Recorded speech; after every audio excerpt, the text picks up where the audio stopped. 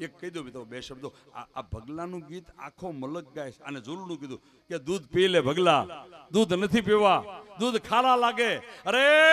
હું તારી દેવી બોલું પણ ક્યાં બન્યું આ ગીત કોને બનાવ્યું કેવી રીતે બનાવ્યું પણ એ બે શબ્દો કહી દો તારે સાયલાની માલપા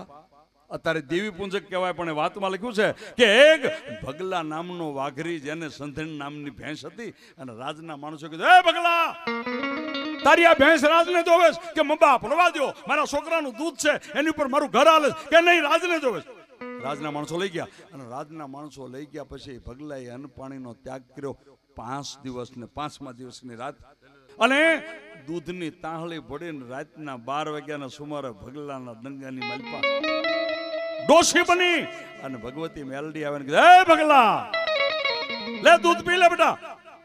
કે દૂધ ખારા લાગે દૂધ નથી પીવા અરે પણ તારી દેવી બોલું કે મારી દેવી બોલે તો દૂધ નથી પીવા શું કામ માં રાજના માણસો મારી સંધણ નામની ભેં લઈ ગયા આ મેલડીની વાત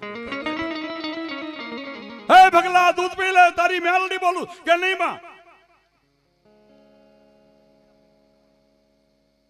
અગરસિંહભાઈ હીરાભાઈ મકવાણા 2500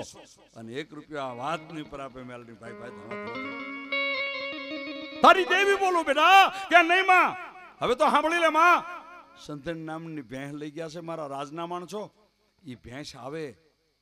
ઈ ભેંસને હું બોઘડામાં દઉં પેલી દૂધની તાહળી ભરું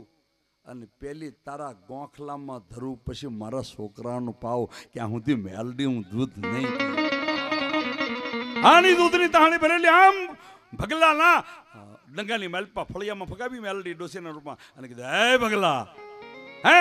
હે ભગલા કા કે બાપ દી ઉગે ગાયોના ગાળા છૂટે અને ભગલા એક નહીં પણ સાયલાના રાજાનું આખું ધણનો ધૂણાવું તો સિંધુડી મેલડી નહીં એક નહીં આખું ધણ અને તેથી એમ કહેવાય બરાબર ગાયોના ગાળા છૂટે અને કરણની વેળા થાય એ વખતે આ ગીત બનાવ્યું પણ કેવું